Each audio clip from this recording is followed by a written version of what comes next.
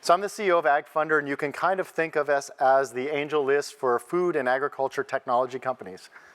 Agriculture has faced disproportionate underinvestment given its size, importance, and risk-adjusted returns. There's been no lack of innovation in the sector, but there's certainly been a lack of capital.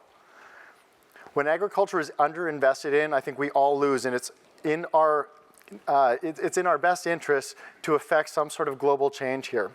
And we want to help ensure that this industry has the resources to feed the world in a sustainable way. Our alumni include several precision ag companies, including AgriPoint, AgSmarts, Swim, AgDNA, and OnFarm, who is here with us today on the panel. Since we launched last year, our listed companies have raised over $22 million. In addition to AgFunder, we also publish AgFunder News, which is the leading industry publication on investment and innovation in the space. And so if you want to learn more about agriculture and food technology, this would be the place to do it. Without taking any more time, let's just jump into it. Agriculture is one of the world's largest and fastest growing industries. Agriculture represents about 8.4% of global GDP. Since 1999, it has grown faster than every single industry except for tech, and over $200 billion of investment is needed annually just for growth and innovation. And that's still not enough. If Twitter disappeared tomorrow, Mark Andreessen and Donald Trump would be pretty devastated, but the world would go on. But if there was no more food, it would be Armageddon. Over the past 60 years, we have seen massive growth in production in agriculture. In fact, the average US farmer today produces or feeds about 155 people worldwide. Compare that to 1940 when the average farmer, US farmer, fed about 19 people. This massive increase was made possible by the Green Revolution, which introduced fertilizer, hybrid seed, and also mechanization. When the Green Revolution started in the 1930s, yields for corn, and we'll just use corn as an example, had been declining slowly for decades, and they were hovering around 1.8 tons per hectare. Since the Green Revolution, corn yields have increased 5 times over about a 70-year period, and we've seen similar increases across other major crops. However, all is not well. By 2050, it's expected that we're going to need to feed nearly 10 billion people. And because of a growing middle class that will be consuming more calories and more meat, we're going to effectively need to double the amount of calories we produce today. That means we're going to need to double our current levels of production. In fact, we're going to need to produce more food over the next 35 years than we've produced in the entire history of the world. And we're going to need to do that without more land, without more water, and perhaps most importantly, without destroying the environment. But here's the rub. At the exact same time as populations are growing and becoming affluent and consuming more calories, yields for major crops like corn, wheat, and rice have been slowing. In fact, yield increases have been trending negatively on a 10-year curve. This graph shows global yields for 4 major crops since 1970. Together, these produce about 2/3 of global calories. The solid line shows yield increases if they were to continue at their historical rates. In contrast, the dotted lines show the rates of yield increases that are required to double production of these crops. The gap here between the dotted line and the solid line represents the yield shortfall that's necessary to double production. So basically, we're going to need another kind of solution here, and one of the major proposals has been precision agriculture. Precision agriculture involves whole farm management with the goal of optimizing returns. Importantly, precision agriculture is not just about increasing yields and revenues, it's also about minimizing resource costs. And so a big side benefit of precision agriculture is better input stewardship and a reduction in agriculture's environmental footprint. In the broadest sense, precision agriculture is concerned with measuring, analyzing, and managing variability. As such, precision agriculture has a number of technologies in its arsenal. These include drones, UAVs, multispectral and laser imaging, smart irrigation, sensors, guidance, artificial intelligence, satellites, robotics, and variable rate machinery. Precision ag was jump-started by the advent of GPS technology about 20 years ago. And one of the most frequent data sets you're going to find are yield maps, which you can see here. These today are generated in real time using GPS-enabled harvesters. Using multi-year data maps, you can see a more complete picture about your fields. In the images here, we have yield maps from the same field from 2010 to 2012. The dark green sections here show areas of above average yield. The red sections are areas of below average yield. Normalizing this multi-year data allows you to start seeing aspects of the field's yields potential and interfield variation, which, as you can see, can be quite extreme. At this point, we might not know what the underlying cause of this low yields are just from these yield maps, but at least we know where to look. It could be soil conditions, it could be drainage issues, it could be fertilizer. In some cases, a farmer may use this data to increase seed density on its most productive areas, or he may discover that there's a nutrient deficiency in his lowest producing areas.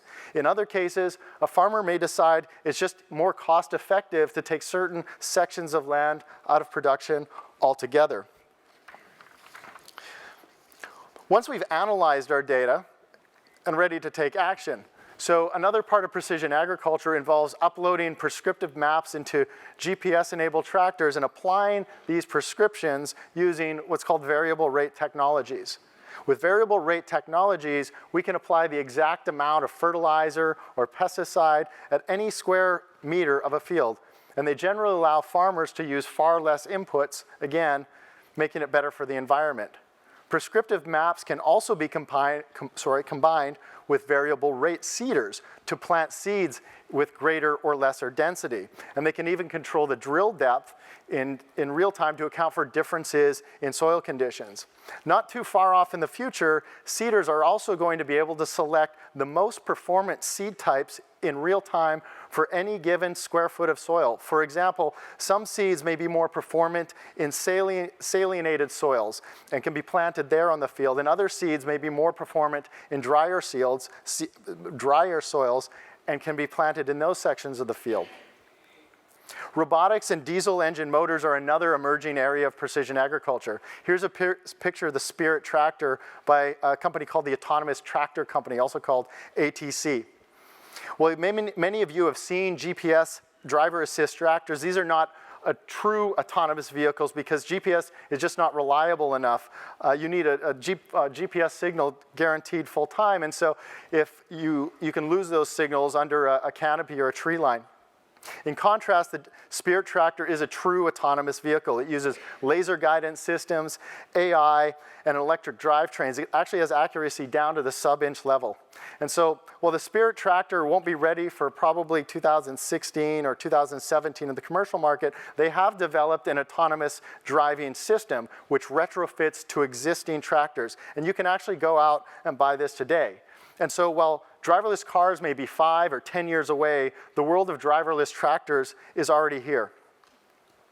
Another area of precision agriculture is multispectral imaging, and this data can be acquired using satellites, drones, or fixed-wing aircraft. Multispectral imagery can be used to monitor vegetation levels, fertilizer deficiencies, and topological variation.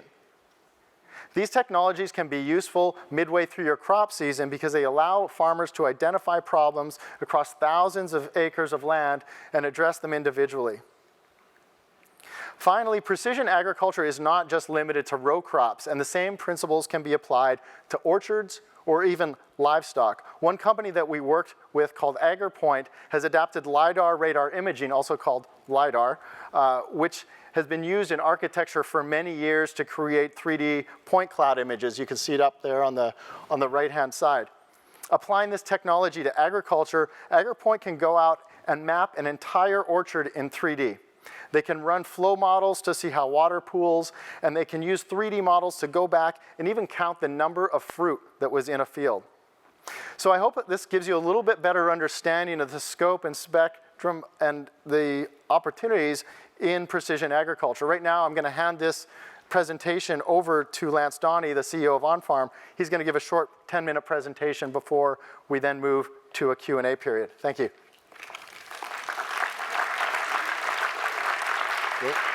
Yep.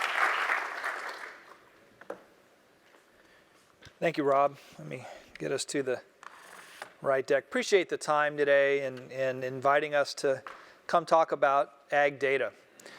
As Rob already said, as you might know, by 2050, there's going to be about 9.5 billion people on the planet.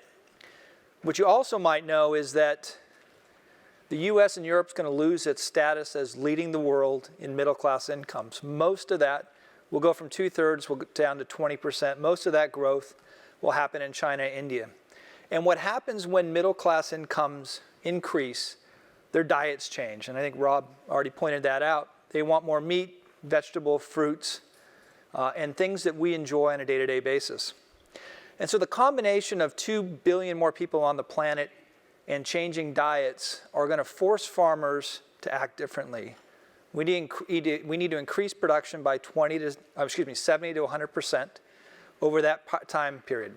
Farmers in the past have done that through tractors and fertilizers and genomics, but to increase in the future, we're going to meet that demand by using a new thing, data and technology. And we're going to do that while we decrease the amount of fertilizer, water, and pesticides we apply to the land. And that's already changing today. So 3 out of 4 large farmers in the US already use precision ag technology. Most of them have 5 or 6 different systems. And the opportunities for data are obvious, but there's some real challenges for our tech-needy farmers. So let's imagine, if you will, a typical farmer in California. It's 6 a.m., he's at his office, his ranch office with his cup of coffee, and he's trying to figure out what to do for the week. He wants to get out in the field pretty early because it's hot, and he wants to see his field operations as they occur. So he doesn't expect to come back into the office later in the day. So he's reviewing everything that's happened for the week, and he's trying to figure out what he's going to need to do for the rest of the week. So he starts pulling up all these multiple systems. He's got several. He pulls up the first system. He takes a look at some information. He's really looking for highlights and things that jump out of him. But he's only got a limited amount of time, so he switches to the next system, and he does the same process for his 3, 4, 5, 6 different applications that help him try to make decisions on the farm. The problem is he doesn't have a comprehensive image. What he's got is highlights of things that might be going on in his farm, and he needs a better way to look at that information. So later in the day, he gets a phone call from an AgTech company who wants to show him their great new product from one of the 100 companies that Rob's company helped funds and others. And the first thing that goes through that mind of that farmer is, wow, I just spent a bunch of time this morning looking at data I already can't use. There's already information that I'm looking at or I'm missing in my application I don't have time to consume today. If I buy one more piece of hardware or one more data system, I'm really not going to add anything to drive anything better. So he tells that sales rep that he's got to pass. This is a fundamental problem in agriculture, and it's something we call adoption friction. It's no wonder he struggles with using information. Nearly every company has built their product in a silo. And so that when a farmer wants to add new products to his farm, what he's really doing is adding another silo to his decision process, and he's adding more work to himself. That adoption friction constrains technology growth in the space. Last November, Michael Porter of Harvard Business Review looked at the agriculture space to see how it was changing. He saw products like tractors evolving into hubs of interconnected equipment and data, with also other industries like seed and chemical following suit to systemize how they handle information. He suggested that what we'd find is the emergence of interconnected farm management systems integrating these separate systems so farmers can use data to make the most out of their operation. Dr.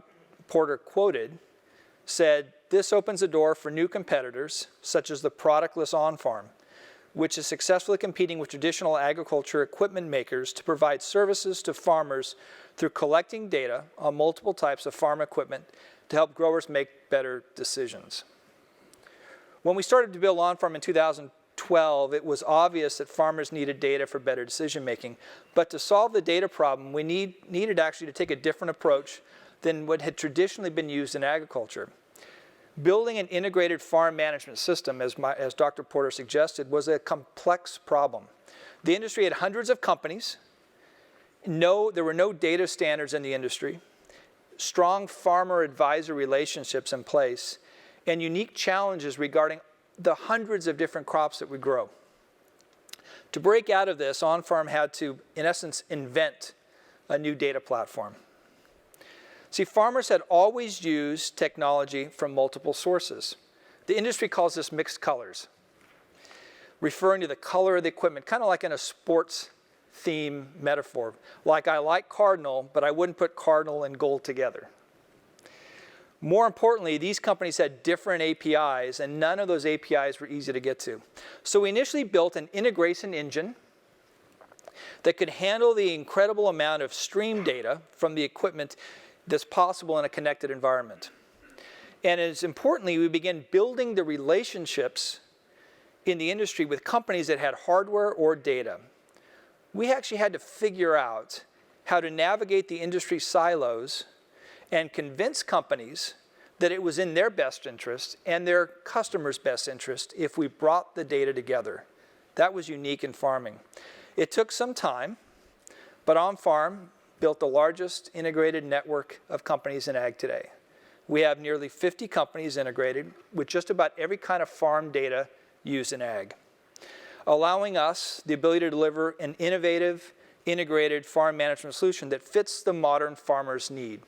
It's portable, it's easy to use, from monitoring to control to optimization to eventually autonomy.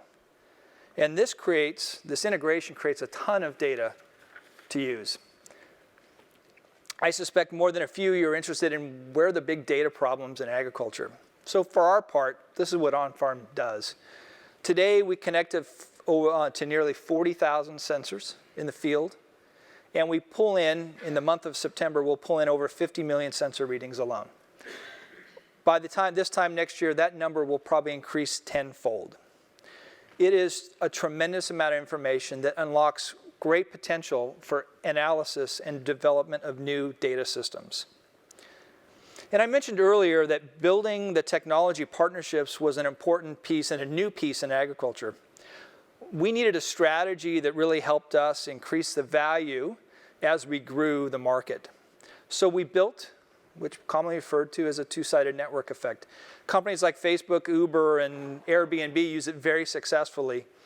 So as we added partners to our platform, it made it simpler for farmers to adopt technology. As we add farmers, partners want to be part of that environment where their technology is easier to adopt. As the network comes together and we have both of each side, companies that originally told us no, we weren't interested in integrating our data, soon became partners of ours. The more the networks increased, the more data options we had, and the value of integrating that data increased significantly, to a point where increasing the total data provides very unique data analytic problems and a better, more powerful overall solution, greater than any single company could develop on their own. So what's next for OnFarm? For us, we'll focus on building channels and partners that drive customers. We'll focus on building strong opportunities in both specialty crops and commodity crops in the US and abroad. And we'll continue to position OnFarm as a leader in agriculture, extending our platform and the data to the industry as we accelerate innovation while enabling control for the grower. Farmers must meet global challenges, and increased production to do that must come from data-driven solutions. We believe ensuring that data is easy to use, it's meaningful and actionable for the grower, will drive that transition forward. Thank you for the time today. Appreciate any questions. Thank you, Lance. Thanks. So before we start off, I just want to give a little note here, and I'm using my phone not because I'm distracted, but I am getting questions streamed in here. There's a number here, 650-308-8522, I believe. It will be up here. Make sure that we have it. Okay, yes. So if you send a message up there, we will get these questions routed to me on my phone, and hopefully my wife doesn't call this time. And so with that out of the way, we're just going to start off with a few questions before we get into some of the audience questions. And just to get everyone started, I'd like to go through the panel here and give them a chance to give a minute-and-a-half introduction on each one of them and what they do. Sure. Well, welcome. I'm Ron Zink. I'm with John Deere and Company. I formerly was at Microsoft and now there. I think it's a fascinating time for agriculture, and maybe I'll just mention a couple things that John Deere is doing. One thing you saw today is you need to know where you are when you think about precision agriculture. So John Deere actually started selling systems in 1998 that we call AutoTrack that give you the ability to use GPS to guide your tractor. And we have 3 levels of differential signals that we do. So if you just use plain GPS, that doesn't get you what you want. We use satellites or ground-based systems to get to sub-inch accuracy levels. We talk about autonomous. We have tractors that generally can drive themselves. We don't actually have people do that. We have people in the tractors to help, but they do have the automated turning and steering and everything that you would require to do that. So that's kind of AutoTrack. We're in 88 countries and have 200,000 systems connected right now today using AutoTrack. The second thing is, and I think I have one picture here, I'm sure given the location, everyone here has heard of the concept of Internet of Things, right? Well, at Deere, we like to think of the Internet of Big Things. And we've connected tractors in base for several years, and we need this connection in order to write the prescriptions down and do the things we're doing. So where we're going, we're leveraging mobile plus cloud to really embrace the mobile side of things. And one thing is today, if you buy our iPad application, put it in one of those big tractors and you're seeding, you can see row by row what's happening as you go through the field. And we'll tell you, are you doing a good job? Are you skipping plants? Or are you doubling plants together? So using high definition, if you will, to do a much better job in precision agriculture. So that's just a glimpse of what John Deere is doing. Thanks. I'm Brook Porter. I'm an investing partner at Kleiner, Perkins, Caulfield & Byers. We're a venture capital firm here right in the Valley. And we have both venture funds, our traditional early stage technology investing. We also have growth funds. And I sit both in our Green Growth Fund, which is $1 billion fund focused on the intersection of sustainability and technology trends, as well as in our venture fund. And all of my work is focused on sustainability. I've been there for 5 years, and I work on areas such as transportation, distributed generation, as well as agriculture. And we see a lot of interesting things happening in this space. Many of the technology trends that we see in the Valley are now sort of extending their sights into other industries, and many industries are undergoing massive disruption, and agriculture is definitely one of those. So we've invested in about 6 or 7 companies in this space, both from our venture fund and our growth fund. And excited to get into the details, but there's certainly a lot of opportunity here, a lot of opportunity both for disruption as well as for improved sustainability, which is one of the core areas that we look for. So I'm Jorge Heraud from Blue River Technology. I'm a co-founder and CEO. Blue River Technology works in what we see as the future of agriculture, which is bringing a robot to every field. We believe that automation transformed factory floors in a big way. Now robots build everything from your phones to your TVs, to your cars, to weld, to paint. And we think that the same thing is going to be happening in the agricultural space. Companies like John Deere, like the Spirit Tractor, are working in autonomous mobility. What we're working on is in automating what happens behind the tractor. This work is normally done by tools called implements, and what we do is we do robotic implements. We use cameras and computer visions to look at every single plant and do the appropriate action for every single plant. And we see a future where every plant is treated individually, where every plant is given the resources it needs. We see a future that is more sustainable, and where the intervention of humans is reduced. We don't have to be necessarily monitoring and taking action in every plant. We can use the smart machines to do it. We have a first product in lettuce, and our machines are very successful. In lettuce, we're going to do about $2 million in our lettuce product this year. We're growing about 3 times year over year, and we're expanding to other crops. Now we have some products on corn, and also we're moving into weeding. Weeding is a big problem. Weeds have become resistant to the most popular chemicals we've been using, Roundup in particular, and this is a big problem. It's causing farmers all over the U.S. and all over the world a lot of problems, and we believe that the future is understanding better what's going on, identifying the weeds and killing the weeds in an individual fashion, because the technology allows us to do that, and it's the only smart way of doing it. So Lance, I guess you had an opportunity. I used my 10 minutes. But let me start off sending this back the other way. I'd like to ask each one of you, because I think maybe you have different definitions. What is your definition of precision agriculture? You can start over here? Yeah, sure. So I think it's a very broad one. So for my definition is anything that is technology driven that helps a grower make a more precise agronomic decision, whether that's planted or as applied. Okay.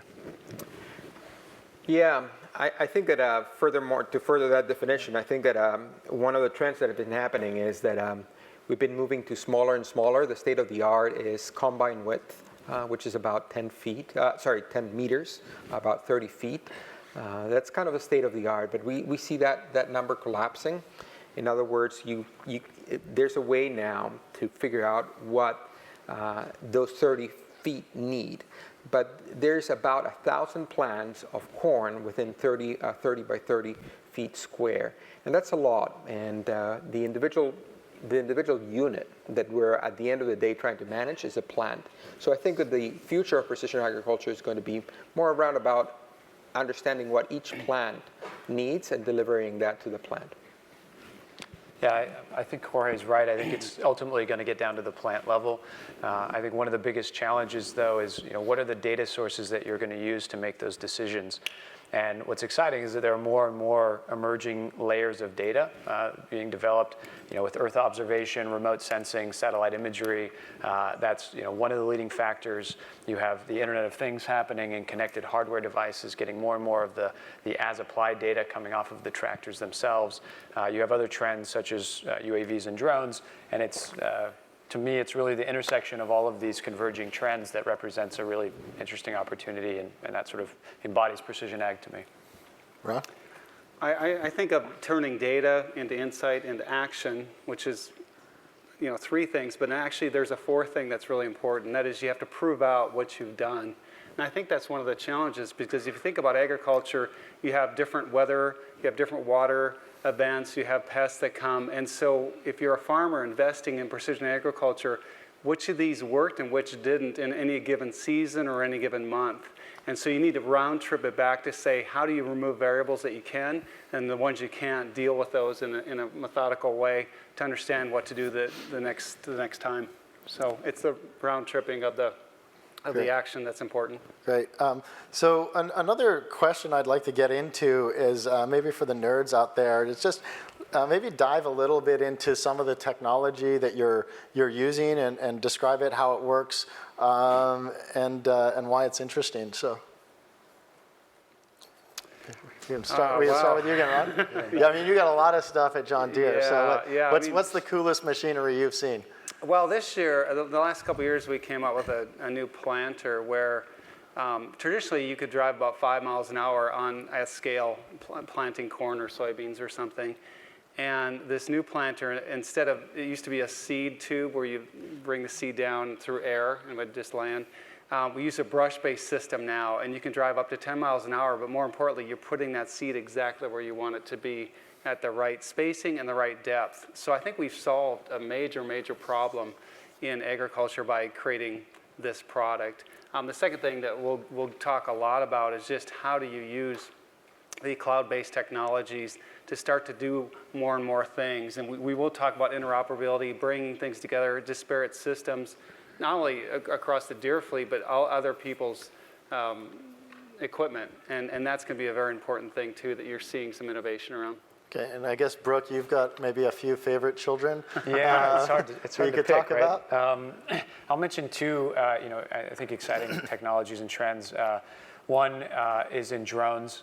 We have a couple of investments in drone companies, and I think what is happening in this space, it's an emerging industry. The costs are coming down, the ease of flying, the improvement in the quality of the imagery, and it's really opening up a whole bunch of interesting spaces. So in terms of excitement and fun, those are pretty fun toys to play with. But in terms of impact, I think with respect to precision ag, one of our companies, Farmer's Edge, it's our precision ag investment, has a device that maybe you've seen these in cars. It's similar to the dongles that go into your car to track all the data coming off of the ODBI port in your car. The same data is made available by the OEMs of farm equipment, and so they make a device that connects into that.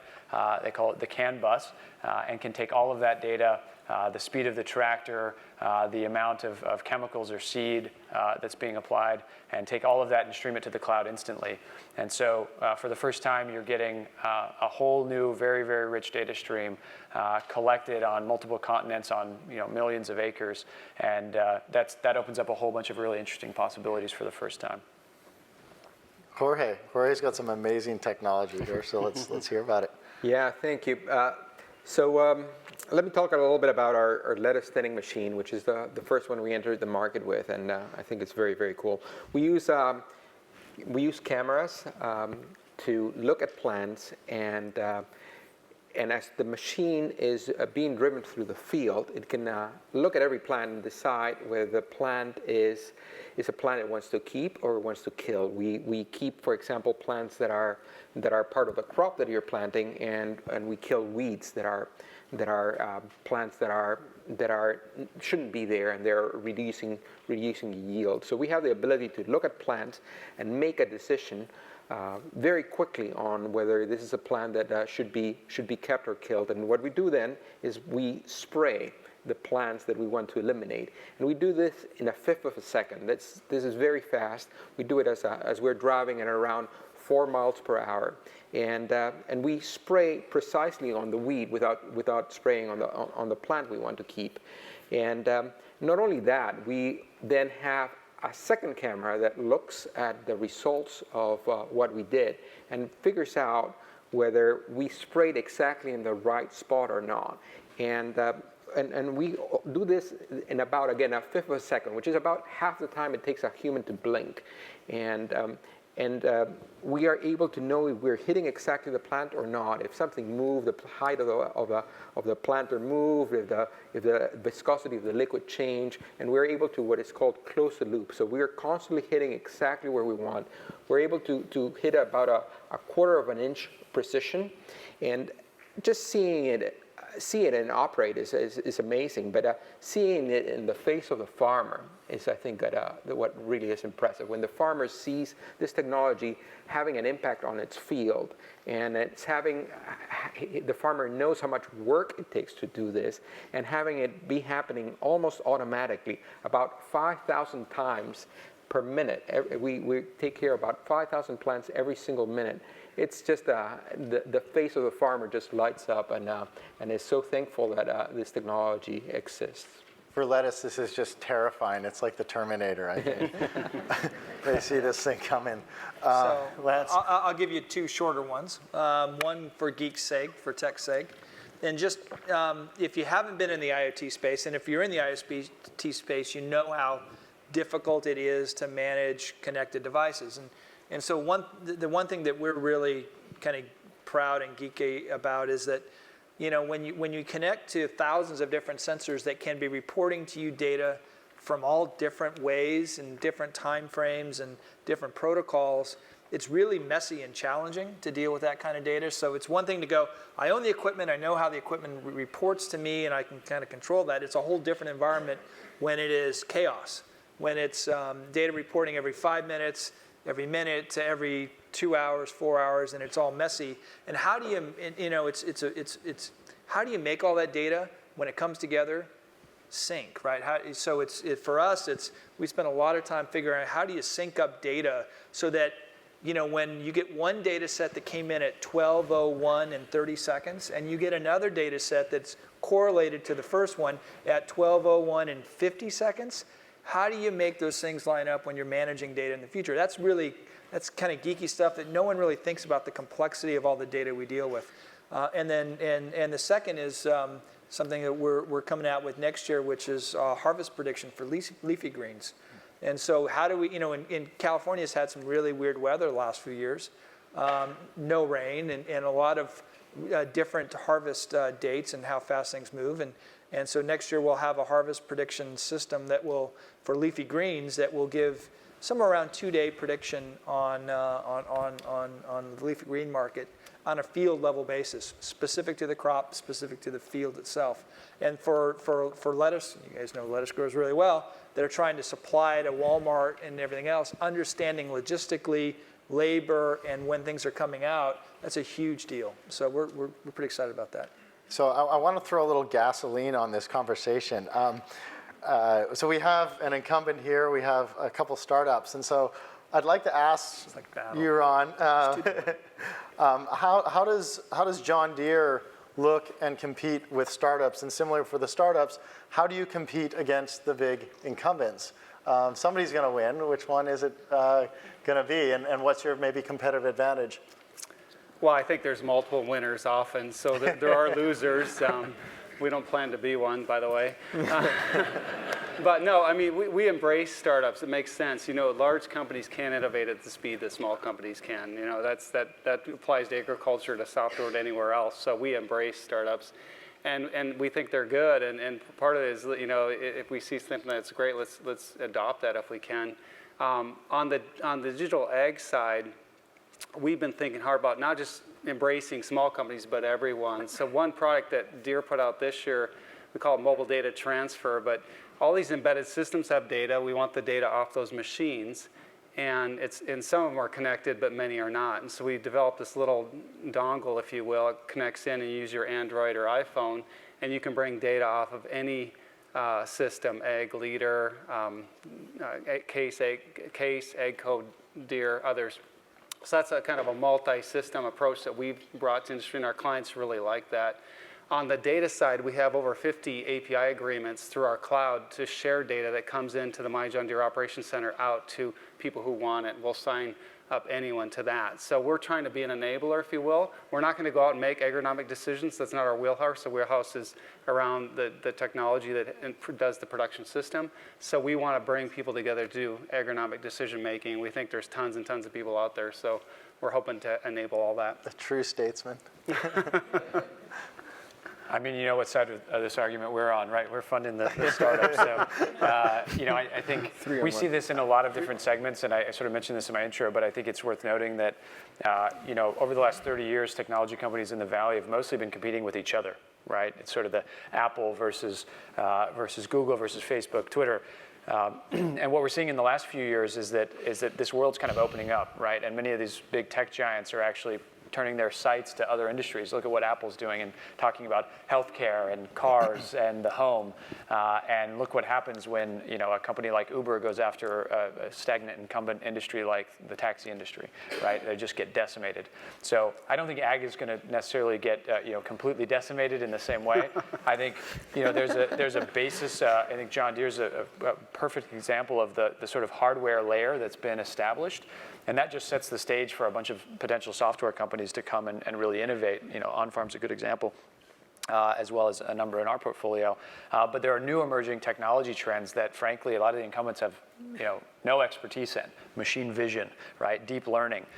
And these are really powerful trends. And and it creates massive gaps and opportunities for startups. So I'll tee that one up for you. Thank you. Yeah, I think there's this book that I remember when I read it, I thought, gee, that's it.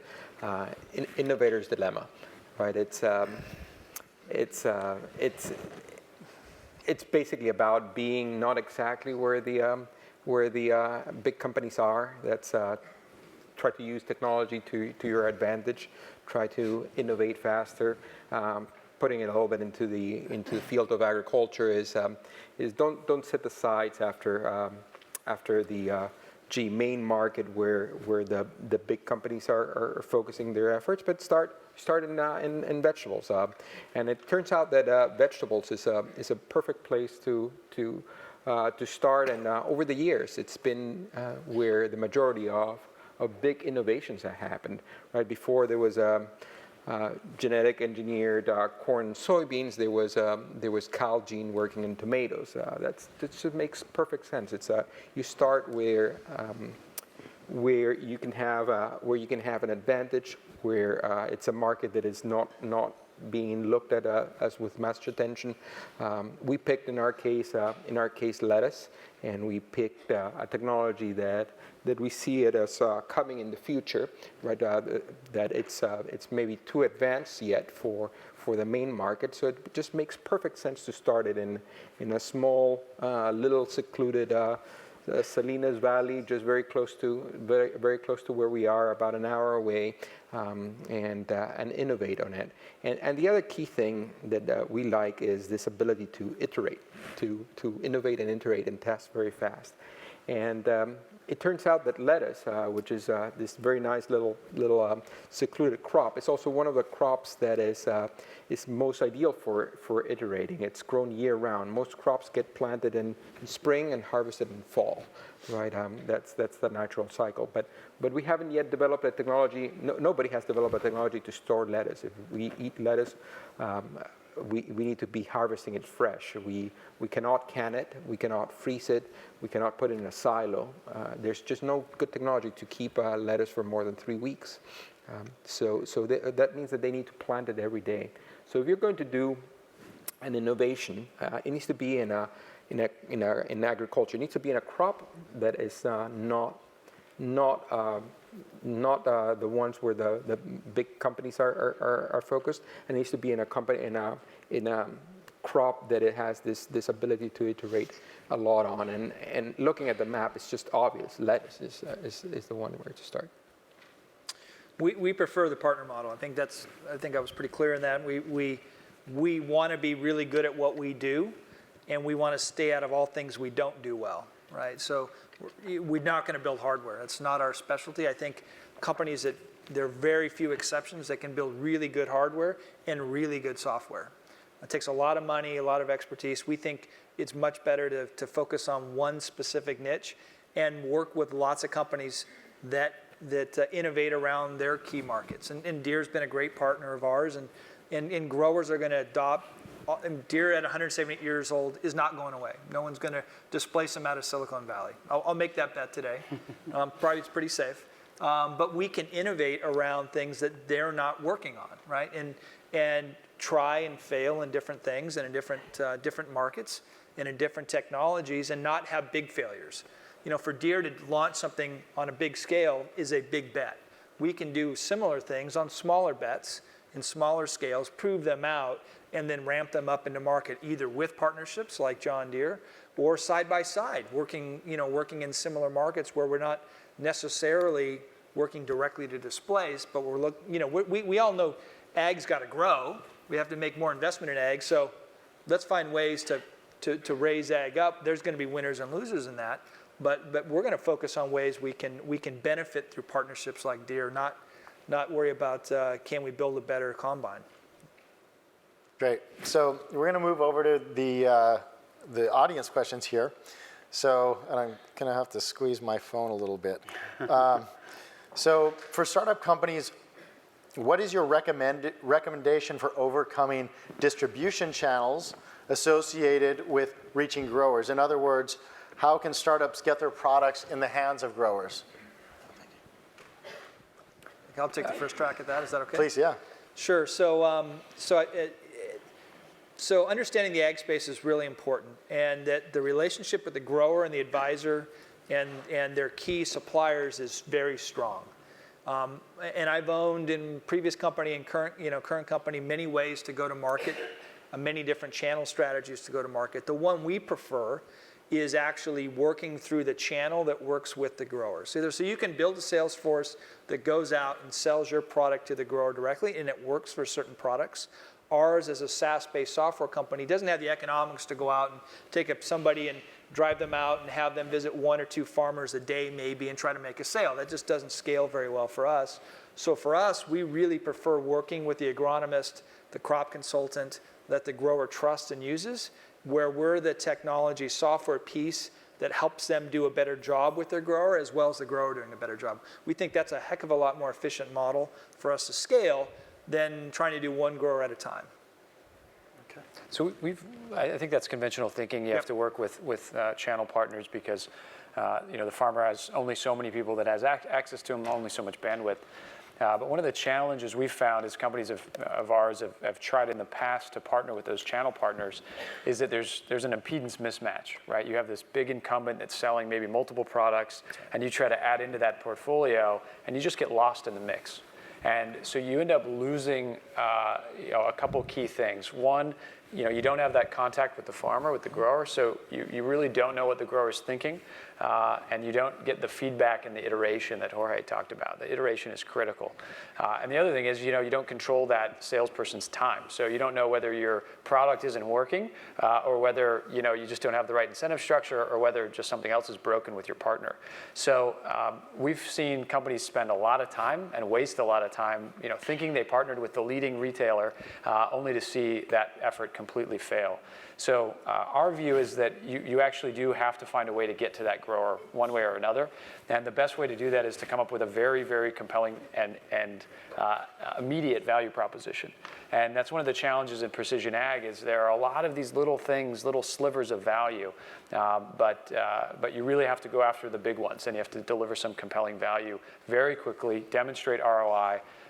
It's hard to do, and you actually have to make it work, which is the other challenge, which is, the farmer doesn't have a lot of bandwidth, isn't gonna, if you have some lofty pitch and you even convince them to adopt it, getting it to actually work in the field is a whole nother ball game. But again, if you're dependent on a partner to make it work in the field, you're at severe risk. So it's definitely a conundrum, but I think you have to own that relationship with the customer in some way. How did FBN do it?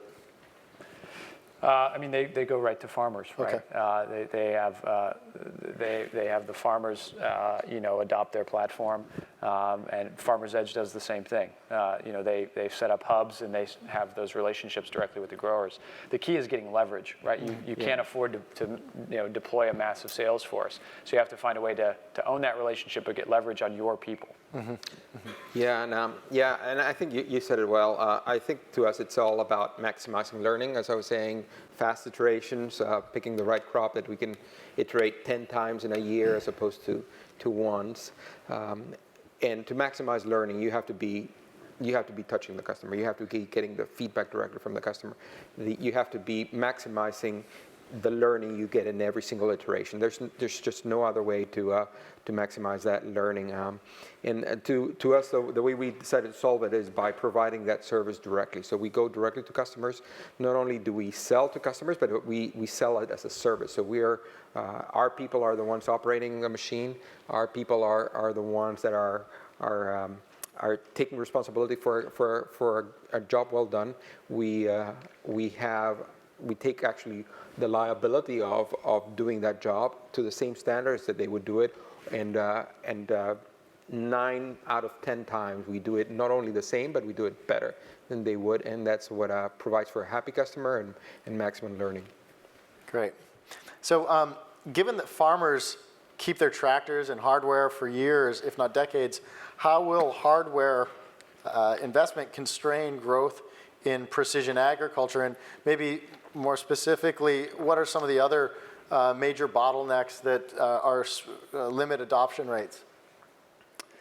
Well, if I could start with that, we tend to look at it as what needs to be in the machine for 10 or 20 years. That's going to just let it drive. And then what's the technology that goes on top of that that lets you do precision agriculture? And those could be completely intertwined, or they can be separated out. And so in some ways today, our approach is you have an embedded system and you have mobile technology, and the combination of those two get what you need to get done.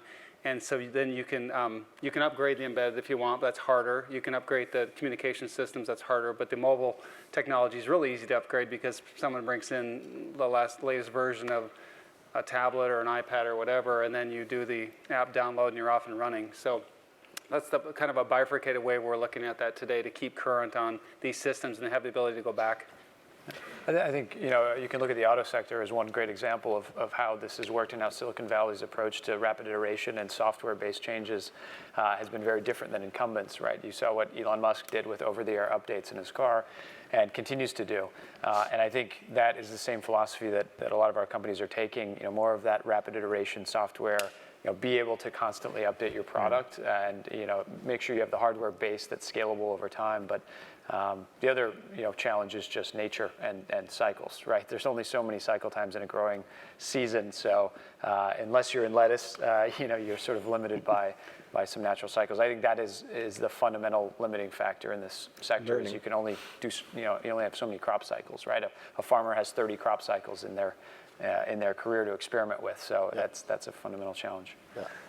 Yeah, I would add that good farmers, innovative farmers, successful farmers are early adopters of technology. There was a little bit of implied in the question that tractors last for 10, 20 years, and that's true. Tractors last for that long, right? John Deere builds great tractors that last for a long time. But if you go into any of the innovative factors farmers, any of the farmers that are making money in agriculture, any of the farmers that are growing, that are being successful, they all have new equipment. They are all innovating. They all know that precision agriculture can give them 5, 10, 15% more return on their invested capital, and they will go and replace those tractors, those John Deere tractors, every 3 years, every 2 years.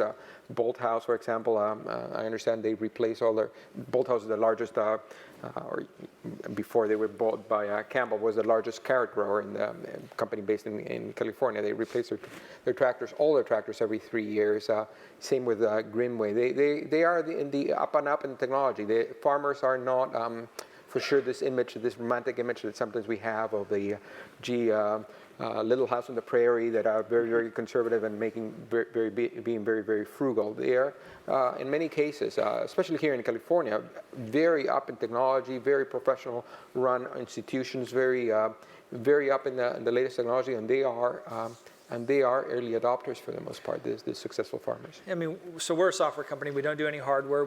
We help lots of hardware companies figure out how to get the most out of their systems. But what we try to do is make it flexible that when they do try to innovate with new data types or new methods, new firmware and so forth, we have to be flexible enough that we can manage that data dynamically for the grower. Because if it, in the end, all that equipment has to produce some data exhaust for these things to work. And if we don't have systems that can respond to that change in exhaust, then we've failed the hardware industry in helping them get the best return on investment. So, for our sake, that's what we try to be as flexible and supportive of every hardware company we work with. Yeah, and I also think the value of the data is going to increase as well. I mean, it may take you 3, 4, 5 years to get great yield maps. And if you have those yield maps, then you can start to make much more prescriptive decisions about your farm versus a farm that has no data on it. I think that ultimately improves the value of your land. And so there should be some forces that are driving farmers to start acquiring this data, even though they may not have a use for it today. Then I was given a reminder here again. There's a number for texting up there to submit additional questions. Something on the organic side, how are these technologies helping organic farming and sustainability? And maybe I'll even add in one more question in there. with respect to smaller farms, because there was a couple other questions that may all be grouped together. Is AgTech only for large scale industrial type farming, or can small farmers and organic farmers benefit? Let me take a crack at that. We decided to go with a service model precisely for that. We are size agnostic. Anybody can rent our equipment. We rent it by the acre, and again, we provide it actually as a service, so we even operate it for the person. There are a lot more acres in large farms than there are in small farms. That's a reality, but we've tried to do our best to accommodate. So the answer to that question is absolutely. All sizes of farmers can benefit if you have the right business model. Organic farming is actually one of the areas that has some of the largest opportunities I see. I think it's organic farming suffers from the chicken and the egg problem. The price of organic food is expensive because there's no good way of producing it at scale. It's very complicated. It's very labor intensive to produce organic food. Therefore, it's more expensive, and therefore it's bought less than it ends up being less demand than there would be otherwise, and therefore that feeds back to the fact that there's no good techniques being created to produce it at scale. So it's kind of a self-fulfilling cycle that I think it's going to be broken. And one of the things that we are most interested on is our technology, as I was saying, is great at eliminating weeds and doing that without harming the plants. And we've been trying with our technology to serve that market, and we've actually been trying our technology with organic compatible substances, and it's been very, very effective. And we think that we have a path to serve the organic market. So the question that we have is, what will happen with that market if we were to solve the problem of weeding? Weeding turns out to be the hardest problem that organic farmers face. All the other farmers just grow genetically modified seeds and they put chemicals like Roundup that kill the weeds. But organic cannot do it. Organic farmers cannot do it. So they're really stuck on having to, by hand, go and pull weeds. And that's very, very expensive and very, very onerous to do it. And we don't have enough labor. So the biggest question to me is, if we go and solve that problem of weeding, what's going to happen with organic? Will that be the big thing that takes organic from being about two times more expensive than conventional food as we have it today?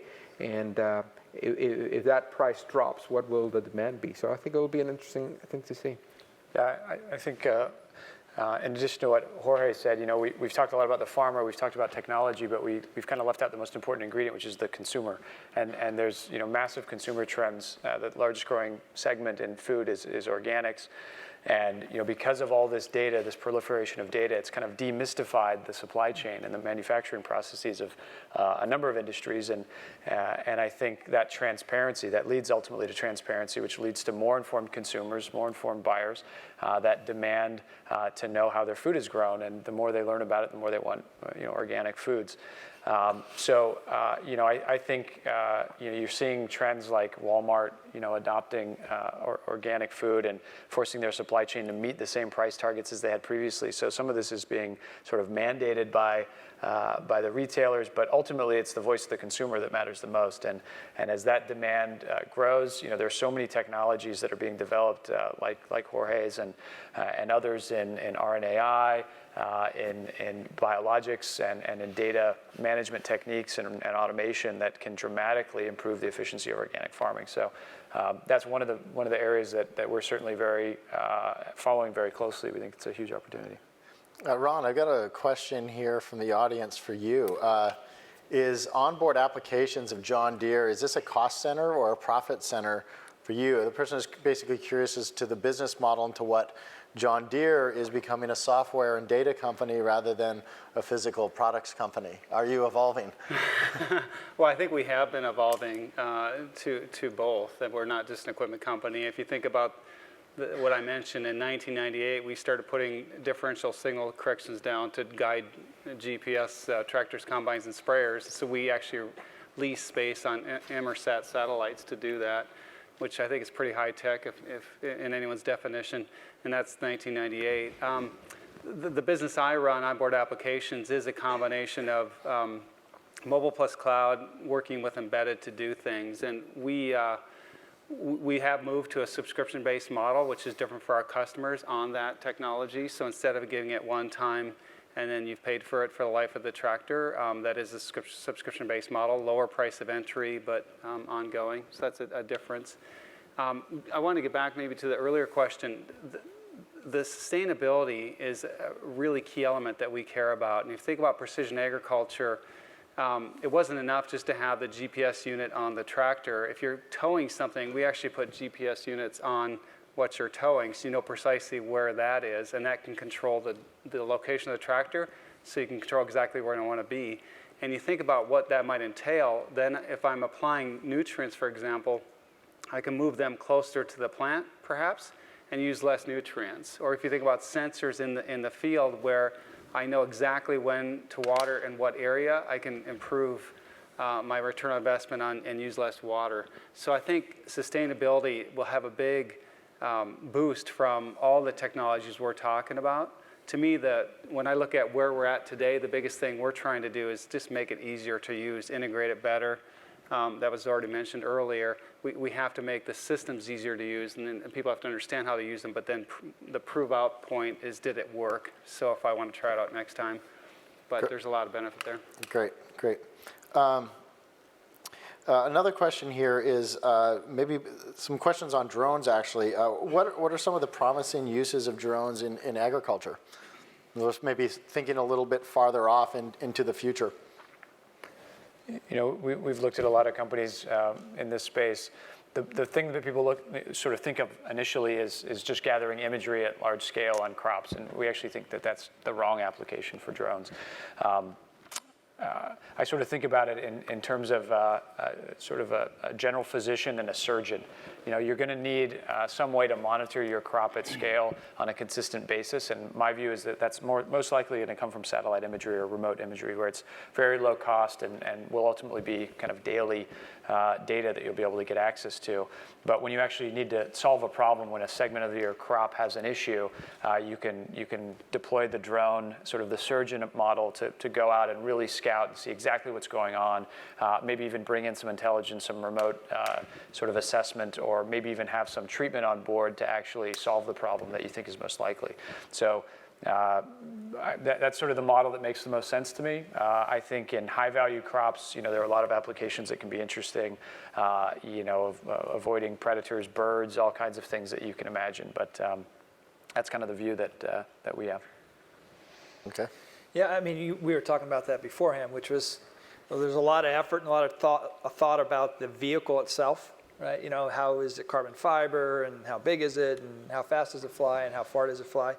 And I think eventually that evolves into what the use case is, right? So it takes a picture, and it takes a lot of pictures at scale. And so if you think about the person that's going to be managing that process in the field in the end, that farmer, the only way they're going to really get benefit and use out of that is if we use analytics to pre-digest those images, right? So we have to analyze every single one of those images so that we're looking for pre-scouting efforts. So I've got disease pressure or water pressure or other kinds of stresses that I'm looking for in the field, and then we use those analytics to help the farmer make a quicker, more informed decision about where to go next, right? So it's not about taking 1,000 pictures, it's about identifying the 3 things that farmer needs to identify and fix right now. Until the market gets there, that's where the chasm is going to be for big adoption. It's not about the drones, it's about the water. What are you going to do about the water? Guys, water? Is that tweeted? That's more efficient than the phone number. It's real time. Well, Look, so, hey, I'm a California guy. Grew up here.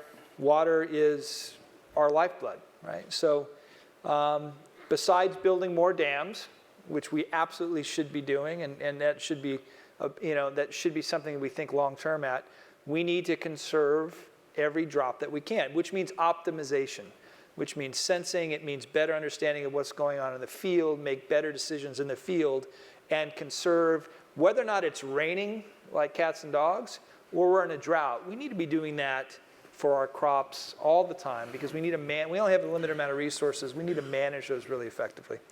And certainly you have things like precision irrigation, drip irrigation, smart irrigation systems. For every product, yeah. So I think there's opportunities out there that we haven't touched upon.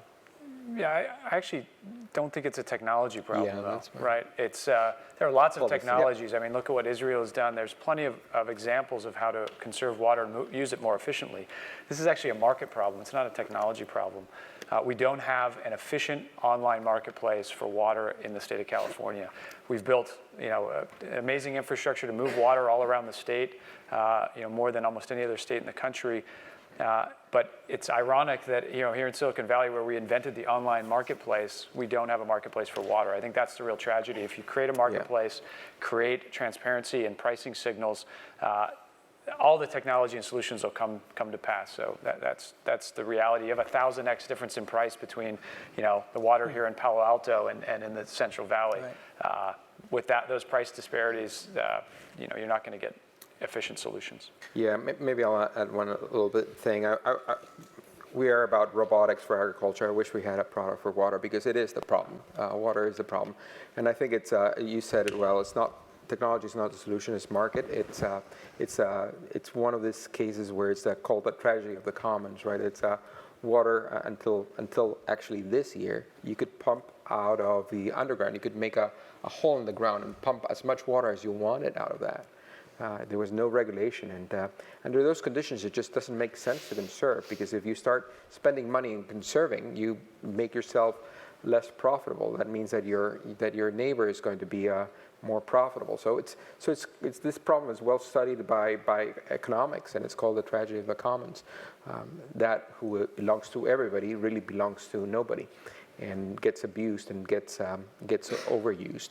And if we had a good way of training it, that would be a good way, because of this big drought problem. We've been finally starting to have some legislation around how much water you can be extracting from a hole that you dig in the ground in your own property. It's pretty insane that how policy and regulation has really failed all of us.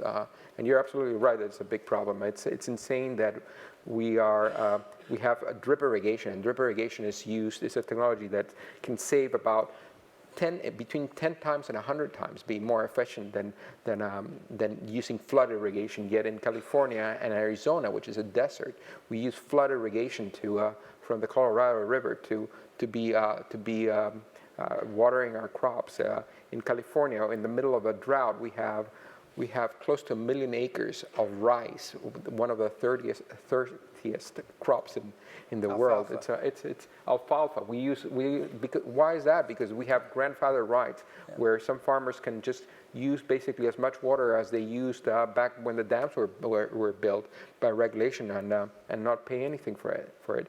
I really think that water is in the middle of the tragedy of the commons, and I look forward to the day where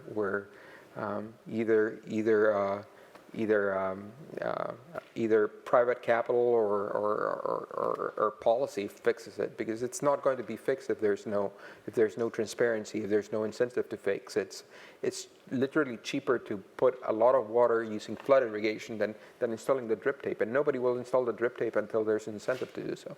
Yeah, you basically need to measure water and then allow farmers to have a market around that. There's actually a company called Swim that is working on that very problem. They've been working with the USDA for about 4 years now, and they're going to be deploying with Western growers. One other question here is a little bit on exits and how do you guys, the startups, make money? Are we going to see another big exit with like Monsanto buying Climate Corp? Is John Deere going to get into the acquisition space? Are we going to see you guys doing IPOs? What is that market going to look like? How are investors going to get their money back? Deere? No, I'm going to IPO. You know, we're trying to build a great company, right? So exit is exit. If you build a great company with great revenue and great customers and good technology, someone's going to be interested in that. A lot of people will be interested in that. We think we're building a platform. We think those are unique opportunities in ag to, you know, a lot of companies will want to talk about building a platform. That's a pretty sexy term. But the ability we think we're in a unique ability to collect data broadly and provide unique solutions back to the industry. And that's very powerful. And we think that's a very long-term play in the industry. It's very important for the industry in long term. Actually, I think we'll see, I don't know if we'll see another climate exit in the next year or two. Hopefully. We'd like to see some more signs that way. I think you'll see continual progression, some acquisitions by companies. There'll be more appetite for that, I think. And I think you'll see consolidation. You'll see some leaders in the space, either in technology and ag or existing large companies that start consolidating around different technologies to build broader, more inclusive products that fit a broad need for a customer base. Whether that's us or others, or I think that's where we'll see a lot of action, in essence. Yeah, I think Climate Corp bought 3 companies last year. Yep. Farmer's Edge bought a company earlier on this year. John Deere, you guys don't normally do a lot of acquisitions. You guys usually build it at home, right? Yeah, it's an organically driven company traditionally. We do, though, routinely look at different ideas and no announcements, but you know, you might see some M&A activity. I think there is a lot of different startups now. There will be more in this cycle that we're in. Or actually, I don't know if you know in the room, we're in quite a downward cycle in ag. This is a 2-year commodity price cycle. So corn used to be $7 about 2 years ago. It's hovering around $4.50 right now. So our customers actually aren't very happy with what their balance sheets look like, and that does have an impact on companies like Deere. But we're looking at these things, and I think you will see as more investment comes in, you'll see an upstarts, and then you're going to see some consolidation, and it remains to be said how we're going to participate in that or not. Have you guys established a venture arm yet? Not a formal one. Okay. We have I'd say a fleggling group that looks at this though. Okay. Yeah. Something that's interesting happening in this space also that hadn't happened for a long time is the large seed companies like Monsanto have entered precision agriculture. They didn't used to be players in precision agriculture, and now Monsanto bought Climate Corp and then 3 other companies. So boundaries are being broken. Monsanto again tried to buy Syngenta. I don't know if you guys follow that news for I think it was $46 billion was the last offer they did. That has set into motion a lot of things that will be reshaping the landscape of agriculture, and adding a lot of fuel to that fire is the fact that we're in a commodity downturn. So if a company has money in their balance sheet, they're going to be putting it to use, because this is the time where they can get companies for a better price. That's why we saw the Monsanto and Syngenta deal trying to go through. So I think it's going to be an accelerating trend over the next.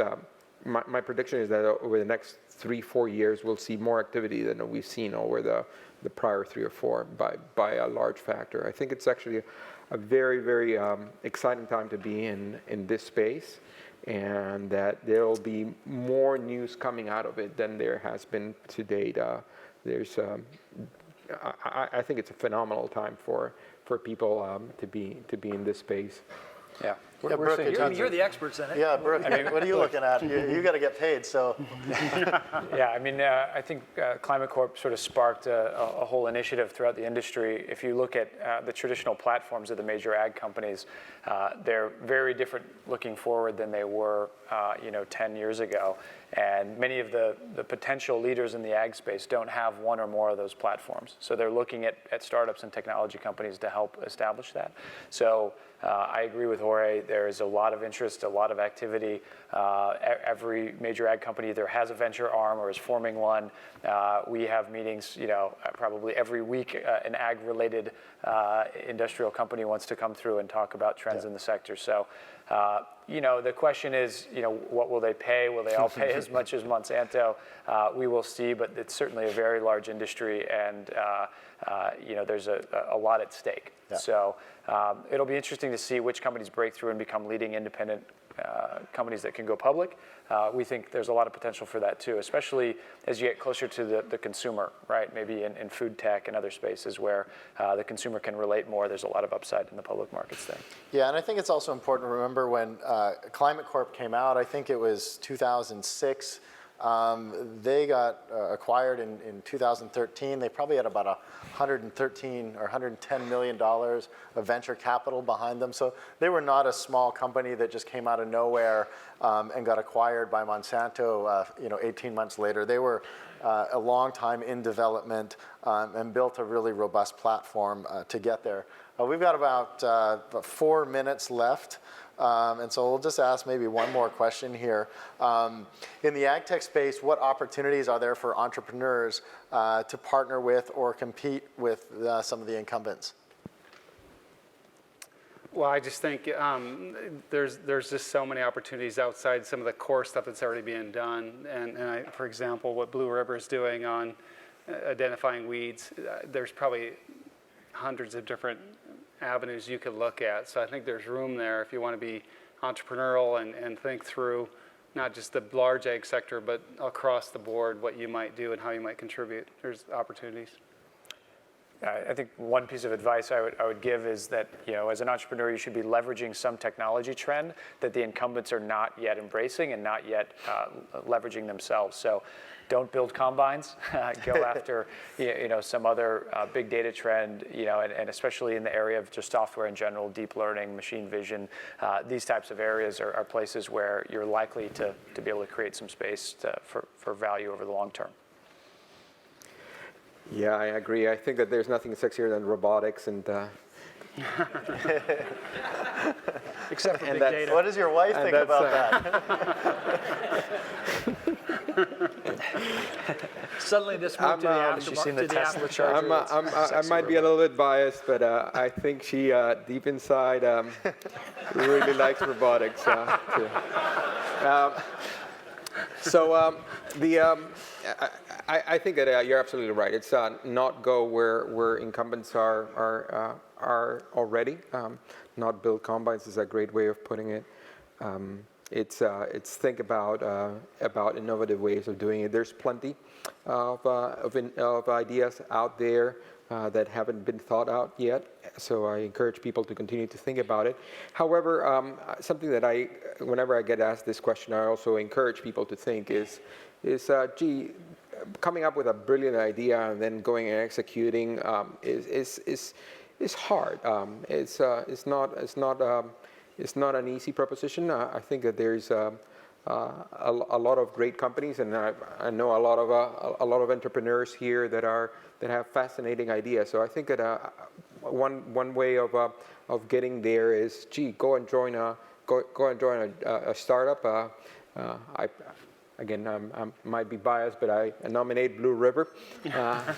But there's many others here in the panel. There's Heraud there, and there's many great companies that have bringing great technologies. And furthermore, I suggest that if you're interested in that area, you absolutely subscribe to AgFunder. They are the best source to know what is happening in the AgTech world. Thanks, Jorge. He always gives me a plug. He always gets a bottle of wine later. Is that right? Did you not get those? That's good. So I should give him a plug. Right? Do you have my right address? I don't know what's happening. So no, I mean, these are great points. I don't want to belabor them other than pick your niche. Try to really execute. There's a slide I took out that was really about, to figure out how to disrupt a section of, you're not going to disrupt big sections of ag, I don't think. You disrupt small sections or create small sections that you disrupt inside of ag. You really have to know ag. I think you have to know the players, you have to know the market, you have to invest your time in understanding how that works. You can't say, I'm coming out of Silicon Valley and I think ag's screwed up and I'm going to go fix ag. You're going to fail. That's my bet. I mean, I'm betting that Deere won't fail, and you probably will in that process. Not that someone won't figure out how to do that, but spend some time in ag. Walk the fields with farmers, understand their problems, understand how they work, what doesn't work for them, and then start solving those problems. Start solving real problems that you can address. Don't make it up in the lab. Go out in the field and try to fix it after you spend some time in the marketplace. Thank you, gentlemen.